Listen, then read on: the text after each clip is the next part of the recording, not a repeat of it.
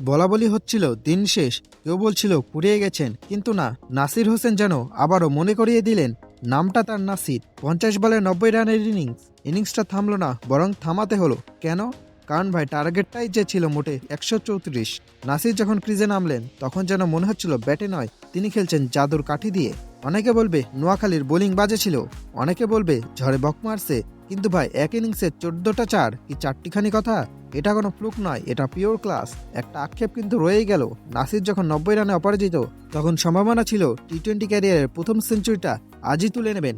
কিন্তু ওপাশে ছিলেন ইমাদ ওয়াসিম। ইমাদ ভাইও যেন সেদিন পণ করে নেমেছিলেন, তিনিও ব্যাটিংটা পারেন সেটা বুঝেই ছাড়বেন। নাসির যখন সেঞ্চুরির জন্য 1 রান 2 রান করে এগোতে চাইলেন, ইমাদ তখন বাউন্ডারি মেরে খেলা শেষ করতে মরিয়া। ব্যাস 90 রানেই অপরাজিত থেকে মাঠ ছাড়তে হলো নাসিরকে। তবে নাসির ভক্তদের জন্য এই 90 রানই যেন 100-এর চেয়েও বেশি, কারণ এই বয়সে এসেও যেভাবে তিনি 4 মারছিলেন বলে কয়ে, তা দেখে মনে হচ্ছিল সেই পুরনো ফিনিশার নাসিরকে ডাগআউটে ফেরত এনেছে কেউ। আসুন একটু ফ্ল্যাশব্যাকে যাই। 2025 সালের এনসিএল টি-20 মনে আছে?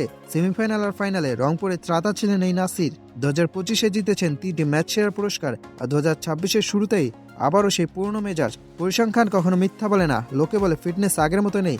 প্রাইম নাসিরের সেই ক্ষিপ্রতা হয়তো কিছুটা কমেছে, কিন্তু ক্রিকেট মস্তিষ্ক ওটা এখন আগের মতোই ধারালো। টি-20-তে এই প্রথম 90 রানের ইনিংস খেললেন তিনি।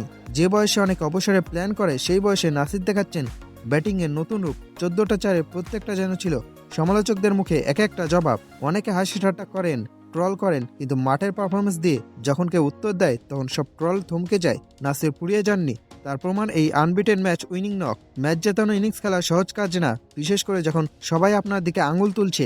নাসিরের এই ইনিংসটা আমাদের মনে করিয়ে দেয় ফর্ম সাময়িক কিন্তু ক্লাস চিরস্থায়ী। তিনি মাঠে থাকলে বিনোদন গ্যারান্টিড। আর 4 মারছিলেন যেন ফিল্ডারদের পজিশন গুনে গুনে। অভিনন্দন নাসির, এই লড়াইটা জারি থাকুক।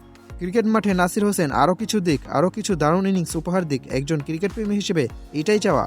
আপনার কি মনে হয়, নাসির কি এখনো জাতীয় দলের রাডারে আসতে পারেন, নাকি ঘরোয়া ক্রিকেটেই তার এই দাপট দেখতে চান?